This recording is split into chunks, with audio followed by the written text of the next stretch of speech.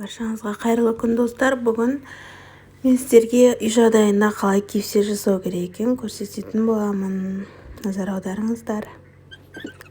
Бізге керек ең алдымен тауық қанаттары, тұз, паприка және де соевый соус 4 қасық және де апельсин, жарты апельсинді сығып жақсылап маринадтаймыз.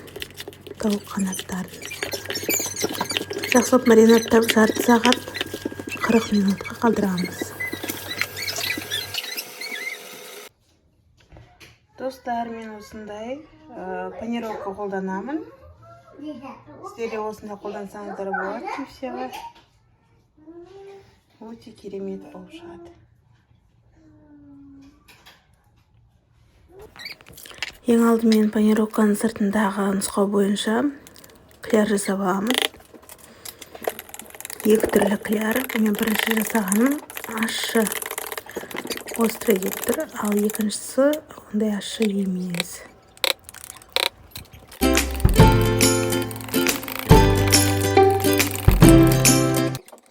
Достар, егер сіздерде бұндай панировочный смесь болмаса, қолдан жасасаңыздар болады. Жұмыртқа, тұз, ұн араластырып, қияр жасап, осындай смесь жасап қойсаңыздар болады.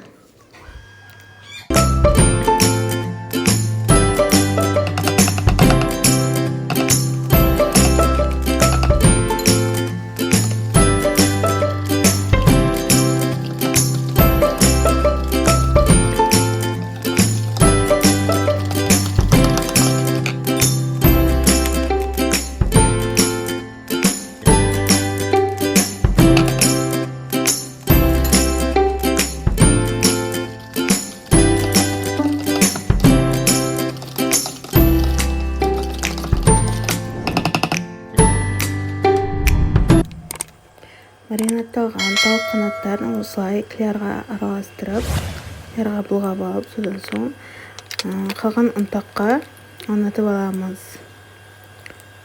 Жақсылап барлық жеріне тегіс тию керек. Ұнтақтарымыз барлығын осылай жасап шығамыз.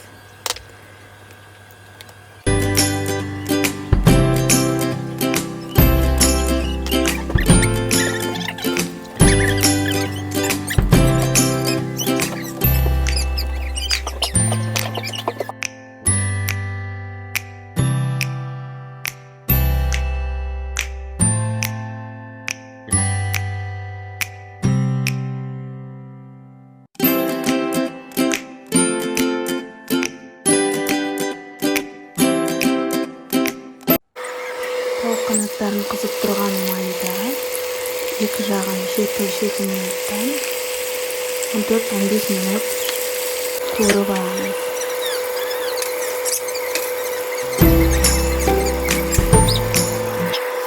Мінекей достар, дайын болған тауық қанаттары өте керемет, сырты қытырлап тұрады.